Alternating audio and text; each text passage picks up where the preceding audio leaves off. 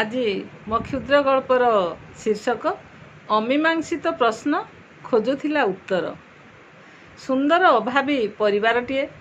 ଘରର ମୁରବୀ ସୁବଳ, ତାଙ୍କ ସ୍ତ୍ରୀ ଫୁଲୁରୀ, ଝିଅ ଝୁମୁକା ଓ ପୁଅ ବାବୁନି। ପରିବାର ସିନା ଛୋଟ ଥିଲା, ହେଲେ ରୋଜଗାର ବି ବହୁତ ନଥିଲା।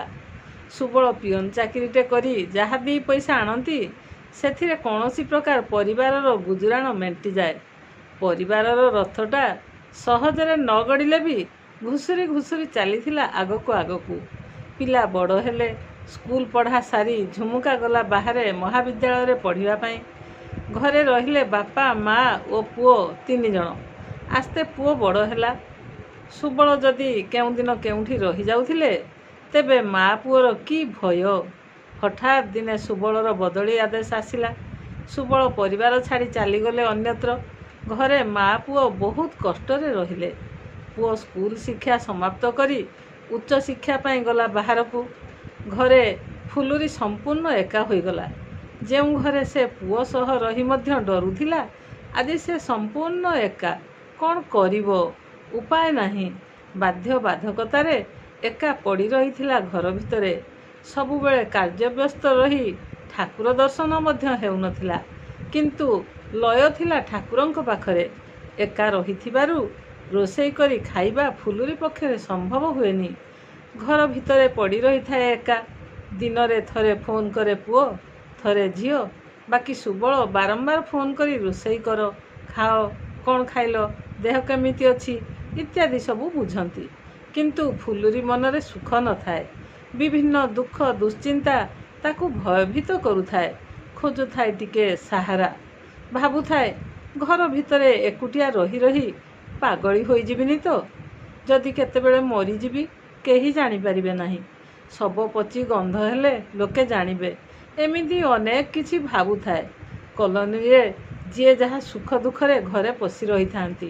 ରାତିରେ କିଛି ଶବ୍ଦ ହେଲେ ଫୁଲୁରୀ ପଙ୍ଖା ବନ୍ଦ କରି ଆସ୍ତେ କରି କାନେଇଥାଏ, ଚୋର କବାଟ ଭାଙ୍ଗୁନାହିଁ ତ? ଏମିତି କିଛି ଦିନ ବିତିଗଲା। ଦିନେ ଫୁଲୁରୀ ଦେଖିଲା ନାଗ ସାପଟିଏ ବାରଣ୍ଡାରେ ଶୋଇଛି। ତାକୁ ଜଙ୍ଗଲ ବିଭାଗ ଆସି ଧରି ନେଇଗଲେ। ପୁଣି ଦିନେ ଦେଖିଲା ଠିକ୍ ସେମିତି ବଡ଼ ନାଗସାପଟିଏ ବାରଣ୍ଡାରେ ଫଣା ଟେକି ଖେଳୁଛି। ପୁଣି ଜଙ୍ଗଲ ବିଭାଗ ଆସି ସାପଟିକୁ ଧରି ନେଇଗଲେ। କିଛି ଦିନ ପରେ ସନ୍ଧ୍ୟାରେ କୁକୁରମାନଙ୍କର ଭୋକିବା ଶବ୍ଦ ଶୁଣି କବାଟ ଖୋଲି ଦେଖେ ତ ଠିକ୍ ସେମିତି ଗୋଟିଏ ନାଗସାପ ବାରଣ୍ଡାରେ ଫଣା ଟେକି ଫଁ ଫଁ ଗର୍ଜନ କରୁଛି। କି ଭୟଙ୍କର ରୂପ! ଦେହ ଥରି ଯାଉଥିଲା। 3ଟି କୁକୁର ତାକୁ ଘେରି ରହିଥାନ୍ତି। ଗୋଟିଏ ବାରଣ୍ଡା ଉପରେ ରହି ସାପକୁ ଡରେଇ ଭୋକୁଛି। ଘର ଆଡ଼େ ଛାଡ଼ି ଦେଉନି। ଆଉ 2ଟା ଜୋରରେ ଭୋକି ସତରେ ଯେମିତି ଫୁଲୁରୀକୁ ଡାକୁଥିଲେ। ଫୁଲୁରୀ ନାଗଦେବତାଙ୍କୁ ପ୍ରଣାମ କଲା। ସାପଟି ଆସ୍ତେ ଆସ୍ତେ ଦୂରକୁ ଚାଲିଗଲା। ଜଙ୍ଗଲ ବିଭାଗର କର୍ମଚାରୀମାନେ ପହଞ୍ଚି ନାଗସାପଟିକୁ ଧରି ନେଇଗଲେ। ଫୁଲୁରୀ ମନରେ ପ୍ରଶ୍ନଗୁଚ୍ଛ ଉଙ୍କି ମାରୁଥିଲା। ସବୁ ଭଲ ଦିନରେ ସାପ ଦେଖା ଦେଉଛନ୍ତି। କ'ଣ ହୋଇପାରେ? ଭଗବାନ ନୁହନ୍ତି ତ? ମୋତେ ଅଭୟ ଦେବା ପାଇଁ ଆସିନାହାନ୍ତି ତ? ମୁଁ ଅଛି, ତୁ ଡରନା, ଏ କଥା କହୁନାହାନ୍ତି ତ? କି ମୁଁ କିଛି ଅନୀତି କରିନାହିଁ ତ? ଯାହା ମୋତେ ସୂଚେଇ ଦେବା ପାଇଁ ଆସିଛନ୍ତି କି? ଏମିତି ଅନେକ ପ୍ରଶ୍ନର ପାହାଡ଼ ତା ମନରେ ଉଙ୍କି ମାରୁଥିଲା। ଏ ସମସ୍ତ ପ୍ରଶ୍ନର ଉତ୍ତର ମନେ ମନେ ଖୋଜି ଚାଲିଥିଲା ଫୁଲୁରୀ। ଉତ୍ତର କିଏ ଦେବ? ପ୍ରଶ୍ନ ଅମୀମାଂସିତ ହୋଇ ରହିଗଲା। ଉତ୍ତର ଖୋଜି ଚାଲିଥିଲା ଫୁଲୁରୀ। ସେ ଭାବୁଥିଲା, ମୁଁ ତ ଅନ୍ୟାୟ ଅନୀତି କରିନି, ତେବେ ନାଗଦେବତା ରୂପରେ ଭଗବାନ ମୋତେ ଦେଖା ଦେଉନାହାନ୍ତି ତ?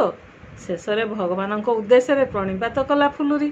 ମନକୁ ବୁଝାଇ ଦେଲା, ଅମୀମାଂସିତ ପ୍ରଶ୍ନର ସଠିକ୍ ଉତ୍ତର ନ ପାଇ। ଧନ୍ୟବାଦ।